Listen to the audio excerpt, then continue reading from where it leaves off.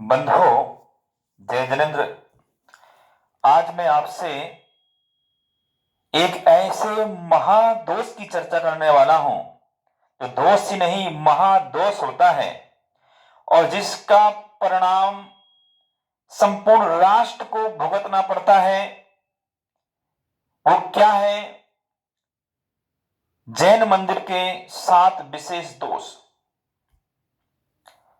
और उन दोषों के कारण से समाज में बिखराव हो जाता है, समाज टूट जाती है, मुनियों के ऊपर उपसर्ग आने लगते हैं, धर्म के ऊपर उपसर्ग आने लगते हैं, समाज के ऊपर उपसर्ग आने लगते हैं, समाज में धन धान्यता की कमी आने लगती है, हमारे बच्चों की वैवाहिक जीवन पर असर पड़ने लगता है, आपके बच्चे बीमार पड़ने लगते हैं, आपस में झगड़े होने लगते हैं। ऐसे महासात दोष शास्त्रों में बतलाए गए हैं जो जैन मंदिर में नहीं होना चाहिए।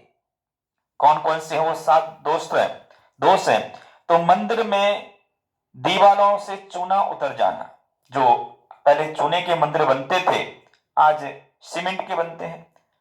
तो मंदिर की दीवारों से चूना उतर जाना, निकलने लगना, यह एक महादोष है बंधु।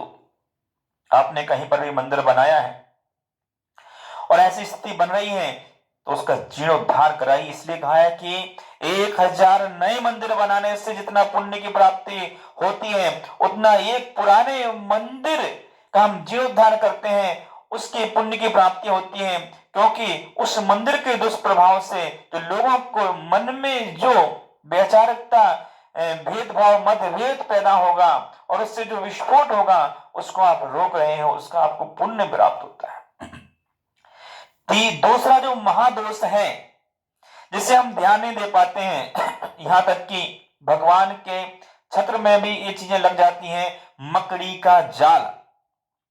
हाँ बंधु, अगर आपके मंदिर में, आपके घर के मंदिर में, ग्राम के मंदिर में, आपके तीर्थ में अगर मंदिर में कहीं पर भी मकड़ी का जाल लग जाता है, यहां तक कि आपके घर में भी लग जाता है, वह महादोष होता है। परंतु आपके मंदिर में लग जाता है और हमने तो छत्रों पर देखा हुआ है कि छत्रों के ऊपर मकड़ी के जाल लग रहे हैं, चवर में मकड़ी के जाल लग रहे हैं और भामंडल के अंदर मकड़ी के जाल लग रहे हैं, पीछे मकड़ियां बैठ रही हैं। ये एक महादोष होता है और इस दोष के कारण से समाज में दरिद्रता आ जाती है, झगड़े पैदा हो जाते हैं, मंदिर में चोरियां प्रारंभ हो जाती हैं, समाज में गरीबी छा जाती है, हमारे जो मंदिर है वो विधर्मी के पास चले जाते हैं। इसलिए मंदिर की साफ सफाई का हमेशा ध्यान रखना चाहिए, मकड़ी के जाले नहीं लगना चाहिए, चाहे आपका घर हो या मंदिर हो। और तीसरा जो महादोष है वह है कील लगना, लोहे की कील को ठोक देना।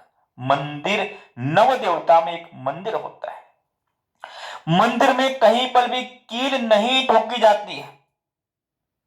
सामान आदि आपको रखना है तो लकड़ी की जो खूंटियां हुआ करती वो इस प्रकार से मंदिर में अलमारियां वगैरह बनती थी वो, परंतु लोहे की कील कहीं पर भी मंदिर में नहीं ठोकना चाहिए। आज के इस जमाने में छोटे छोटे कपड़े टांगने के लिए, अंगूठियां टांगने के लिए वेदी के पीछे कील ठोक देते हैं और उस पर कपड़ा टांगने लगते हैं। ये महादोष है समाज के लिए।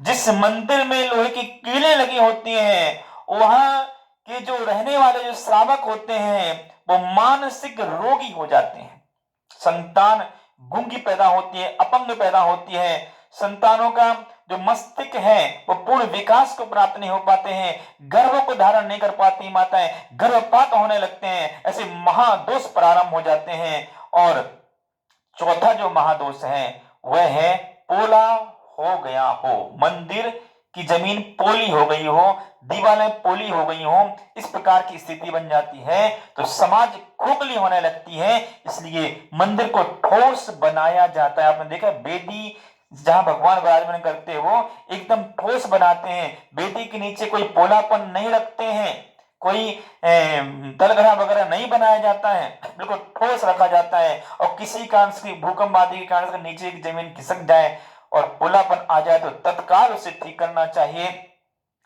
पांचवा जो महादोष है वह है छेद पड़ गया हो, कोई ऐसे छेद मंदिर के अंदर हो गए हो, तो ये पांचवा महादोष कहलाता है। इसे दूर करना चाहिए, नहीं तो समाज खंड खंड हो जाती है, समाज बिखर जाती है, समाज टूट फूट जाती है, मुनियों में सामंजस्य नहीं आती है, पंथवाद फैलने लगता है, साधुवाद फैलने लगता है। और छठवां जो महादोष है वह है मंदिरों में सीढ़न आ जाना या दरारें दिखने लगना। मंदिर के अंदर ऐसी फट जाते दरारें दिखने लगती हैं। ये दरारें आपके धर्म को तोड़ देती हैं, धर्म को फोड़ देती हैं। धर्म में कई प्रकार के फंक्शन, कई प्रकार के पंथ उसमें पैदा हो जाते हैं, विचारधाराएं भिन्न भिन्न हो जाती हैं,